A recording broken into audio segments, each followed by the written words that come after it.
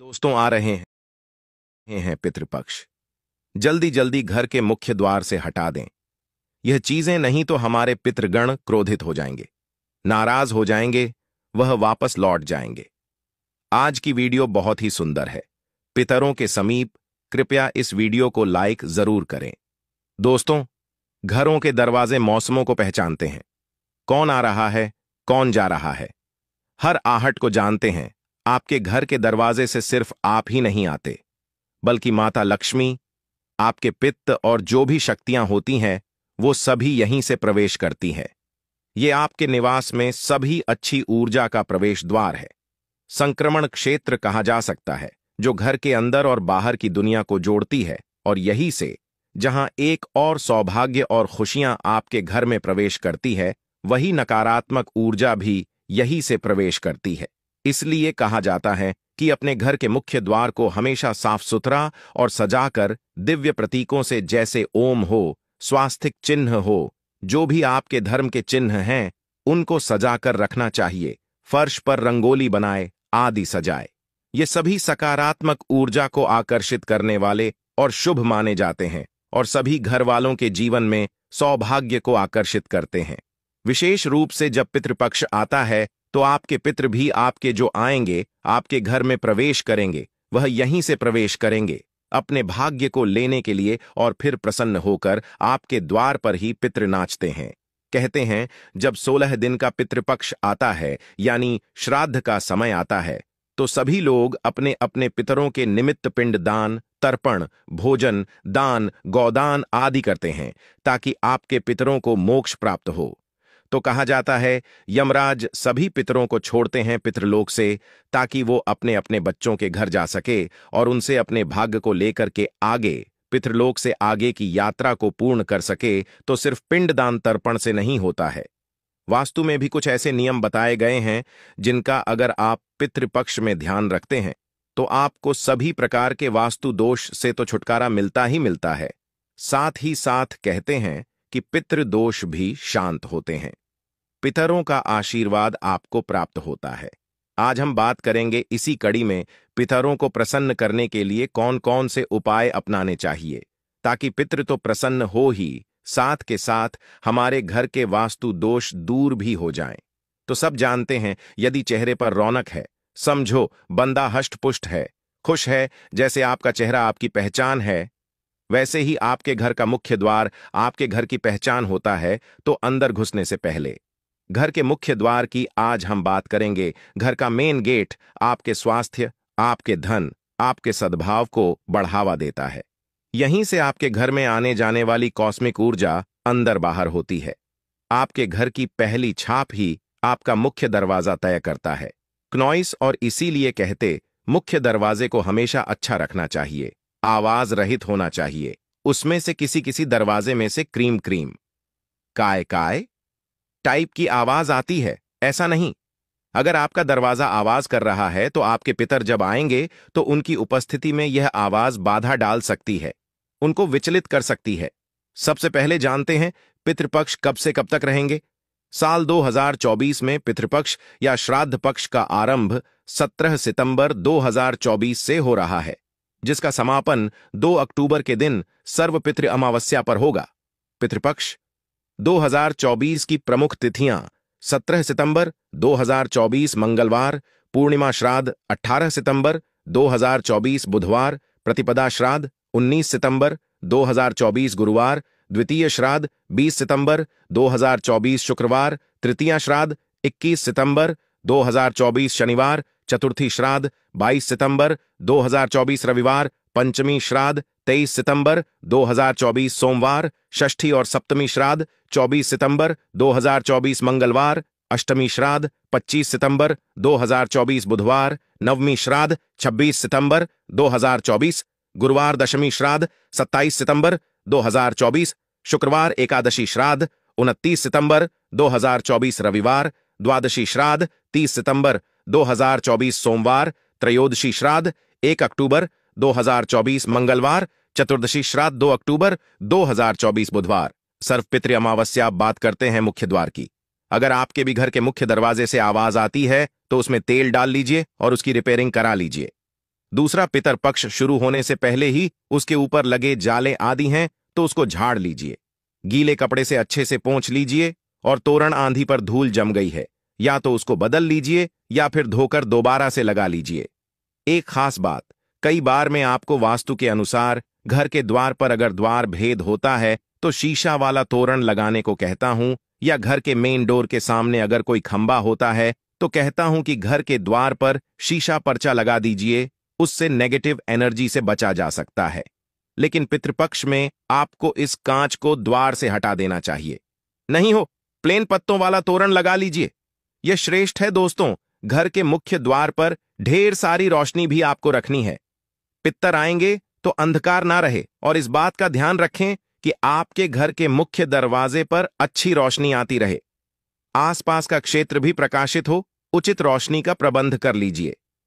पीली रोशनी अगर हो सके तो पीली रोशनी ही जलानी चाहिए, क्योंकि पीली रोशनी सूर्य की रोशनी की तरह दिखती है।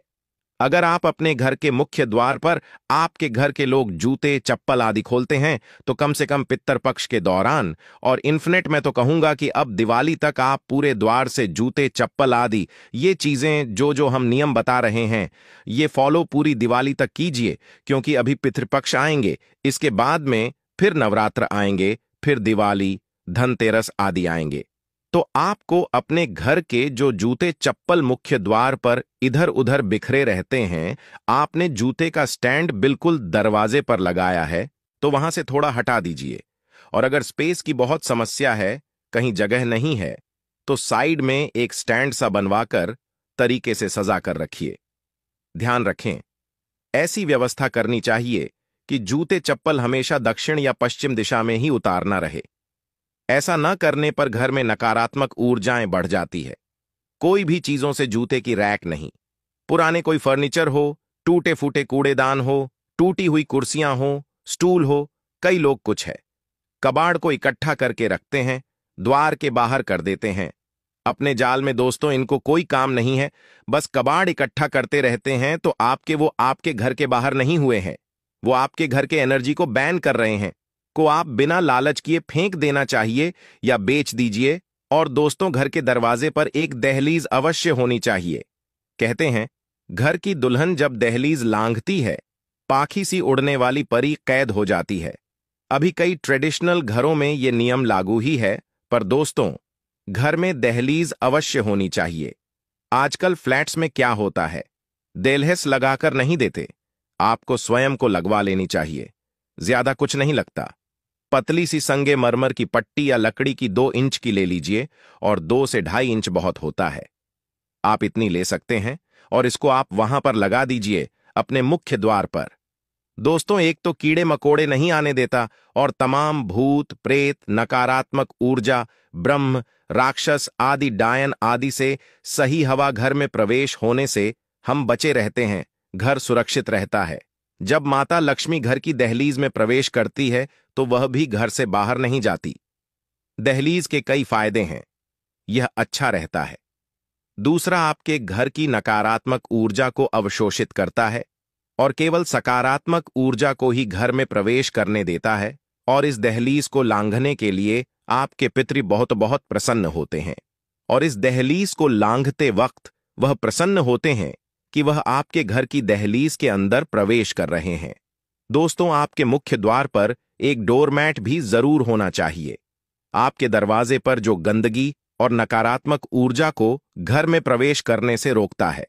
ऐसे भी कोई भी लोग क्या होता है, जब जूते पहनकर आ रहे हैं, डोरमैट होता है तो उस पर रगड़ के साफ करते हैं पैर, और उसके बाद ही जूतों को लेकर आते हैं अंदर। हाइजीन की दृष्टि से भी देखा जाए तो अच्छा है। और 1-2 दिन पहले मैंने आपको बताया भी है कि फिटकरी का पाउडर रख कीजिए। किसी ने प्रश्न किया है कि झाड़ू में निकल जाएगा, तो आपको ऐसे नहीं रखना है।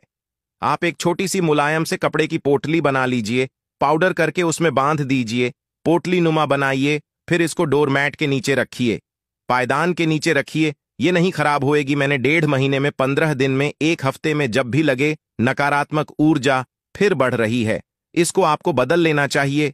दोस्तों, ये सभी बेसिक चीजें हैं जो आपके द्वार पर होनी चाहिए। आपके देवी देवता हो, पितरा हो, सभी को ये अट्रैक्ट करती है। घर के मुख्य द्वार के पास कुछ खास शुभ पौधे भी आपको लगाने चाहिए। ये पौधे आपके पितरों को आकर्षित करके शांत करते हैं। ऐसे पेड़ हैं जिनमें पितरों का बांस रहता है। अगर इन थपेड़ों को लगाकर आप घर में अपने पित्त पूजते हैं तो आपके पित्त प्रसन्न होते हैं। आपके घर से पितृदोष समाप्त होते हैं। इनमें से विशेष रूप से तुलसी तो है ही सबसे इंपॉर्टेंट, साथ में पीपल, बरगद, बेलपत्र, अशोक के पौधे भी शामिल हैं। और जिस दिन आपके घर में श्राद्ध हो रहा है उस दिन सुबह सुबह सूरज भगवान को जल देने के बाद तुलसी में और इन पौधों में जल अवश्य दीजिए। अपने पित्त के नाम का दूसरा पौधा जो आप अपने द्वार पर पितरों को आकर्षित करने और पितृदोष को शांत करने के लिए लगा सकते हैं वो है बेलपत्र का पौधा। हम सभी जानते हैं बेलपत्र भोलेनाथ को कितना प्रिय है। इनके पत्तों में भगवान विष्णु और माता लक्ष्मी का वास कहा गया है। साथ ही साथ बेलपत्र को साक्षात पितृ कहा गया है। इसलिए पितृपक्ष में यह पौधा जरूर लगाना चाहिए। इसका पूजन करना चाहिए ताकि आपके पितृ प्रसन्न हो जाए। आप चाहे तो पितृपक्ष में एक छोटा सा पीपल का पौधा गमले में लगाकर 16 दिन उसको सींचे और फिर 16वें दिन अब बाद में महालया के दिन जाकर उसे किसी मंदिर में या स्कूल प्रांगण में या कोई धार्मिक स्थल पर लगा सकते हैं। देखिए दोस्तों, कैसे पितृदोष से आपको मुक्ति मिलती है। पीपल के पेड़ में पितरों का वास होता है साक्षात, इसलिए अगर छोटा सा भी पीपल आप अपने घर पर लगा सकते हैं तो ठीक है, नहीं तो कोई आसपास बड़ा सा पीपल का वृक्ष भी लगा सकते हैं। और पितृपक्ष के दिनों में रोजाना पीपल के पेड़ में जल से अभिषेक कीजिए। स्पेशल काले तिल डालकर के 1 लोटा जल में आप अभिषेक कीजिए। इससे पितृदोष दूर होते हैं, पितर प्रसन्न होते हैं। ध्यान रखें, अगर बड़ा पीपल का पेड़ आप घर के आसपास लगा रहे हैं तो इतनी दूरी पर लगाएं कि उसकी छाया आपके घर पर नहीं पड़नी चाहिए। पीपल ना हो तो बरगद का पेड़ भी मोक्षदायिनी है। बरगद के पेड़ को साक्षी मानकर ही माता सीता ने राजा दशरथ को पिंडदान किया था, तो इस पेड़ में भी जल देने से पितृ प्रसन्न होते हैं। दोस्तों, अशोक के पेड़ में भी भगवान विष्णु का वास माना गया है, पितरों का वास होता है। इसलिए अगर हो सके तो इस पितृपक्ष में आप अपने घर के मुख्य द्वार पर एक अशोक का वृक्ष लगाइए, तो यह पितर इससे बहुत प्रसन्न होते हैं और इसी घर में सुख समृद्धि बनी रहती है। साथ ही साथ घर में सकारात्मक ऊर्जा को आकर्षित करती है। पर ध्यान रखना चाहिए, कोई भी कांटेदार पौधा ना लगाएं, जैसे कैक्टस हुआ, बोगनविलिया हुआ, यह नहीं लगाना चाहिए। दोस्तों, पितृपक्ष में आपको एक बात का और ध्यान रखना है, कोई भी चीज टूटी फूटी ना हो। घर के द्वार पर कोई भी चीजें अगर क्रैनक है, जैसे कोई खंडित मूर्तियां हैं, खंडित बर्तन है, कोई भी आपके द्वार पर आपको ये सब नहीं रखनी चाहिए। कुछ लोग पेंटिंग्स लगा लेते हैं, उस तरह की डरावनी सी पेंटिंग्स होती है। दरवाजे पर रोती हुई स्त्रियों की पेंटिंग्स होती है, सैड पिक्चर्स होते हैं, ये आपको नहीं लगाना चाहिए। अपने घर के मुख्य द्वार पर नहीं रखना है। नहीं, जो कहते हैं आए हुए पितृ भी लौट जाते हैं। सिर्फ कचरे का डब्बा ही नहीं, झाड़ू भी बाहर की झाड़ू। कई लोग बड़े मकानों में रहते हैं या अपने अपने मकान में रहते हैं, तो वो क्या करते हैं, बाहर जो रोड पे झाड़ने की झाड़ू होती है उसको द्वार के सामने ही फेंक देते हैं। ऐसी गलती आपको नहीं करनी चाहिए। आपको इस झाड़ू को हमेशा साइड करके कहीं पर भी दक्षिण दिशा की ओर रखनी चाहिए। पितृपक्ष में विशेष रूप से ध्यान रखें, घर की झाड़ू आपके द्वार पर ना पड़ी रहे और ना ही आपको नई झाड़ू। अगर टूट भी जाए तो मैनेज कीजिए। पितृपक्ष में नई झाड़ू आपको नहीं खरीदनी चाहिए। दोस्तों, कई लोग धोने के कपड़े की बैग ही रख देते हैं। मां ENM भी आप रखते होंगे कि भाई जगह की कमी की वजह से, वरना कोई भी नहीं रखेगा।